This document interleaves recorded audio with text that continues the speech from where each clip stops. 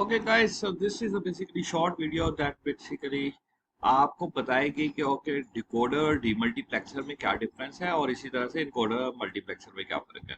Straight away अगर मैं बात करूं कि इनकोडर की, तो इनकोडर में बेसिकली आपके पास 2 n इनपुट्स हैं और n आउटपुट्स हैं। ठीक, आप उसको जो आपके पास मल्टीपल इनपुट्स थी आप उसको इनकोड कर देते थे जो थोड़े नंबर ऑफ आउटपुट में, राइट। और नॉर्मली ये किस तरह से होता था कि आपके पास 2 n इनपुट्स थी, अगर आप 4 इनपुट्स थी तो आपको 2 आउटपुट्स रिक्वायर्ड होती थी।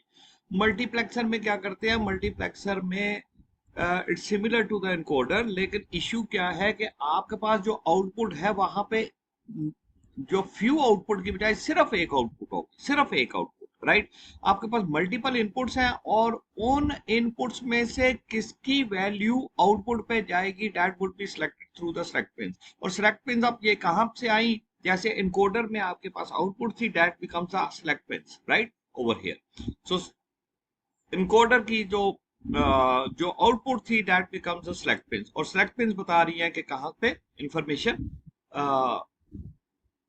जो आपकी इनपुट की वैल्यू है, कौन सी इनपुट की वैल्यू आपकी आउटपुट पे रिफ्लेक्ट हो, राइट। सो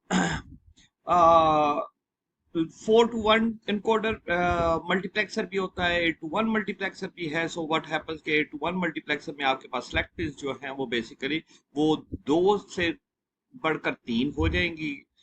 अगर 16 to 1 मल्टीप्लेक्सर होगा तो it should be a select pins कितनी होंगी आपके पास, 4 हो जाएंगी। बिल्कुल ऐसे ही क्या जैसे आपके पास इनकोडर में बेसिकली 4 आउटपुट थी, तो आउटपुट जो है वो आपकी सिलेक्ट पिन्स बन जाएंगी।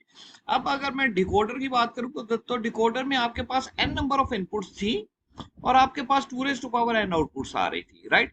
सो n इनपुट्स थी और 2n आउटपुट्स थी। So it was basically 2 to 4 decoder था, 3 to 8 था, 4 to 16 था। अब यहाँ पे जो नंबर ऑफ इनपुट्स हैं, अगर मैं डिकोडर से डीमल्टीप्लेक्सर की तरफ जाऊं तो बेसिकली मेरे पास सिंगल इनपुट है और मल्टीपल आउटपुट्स हैं। अब ये सिंगल इनपुट की वैल्यू कौन सी आउटपुट पे जानी चाहिए वो कौन बताएगा, वो सिलेक्ट पिन बताएंगी। सो इट मींस क्या जी कि जो डिकोडर की इनपुट्स थी that they become the they are now behaving as a select pins in demultiplexer, right? So this is all about the difference between the main difference between a decoder and demultiplexer, right? So similarly we discussed about the encoder and multiplexer, right? Thank you very much.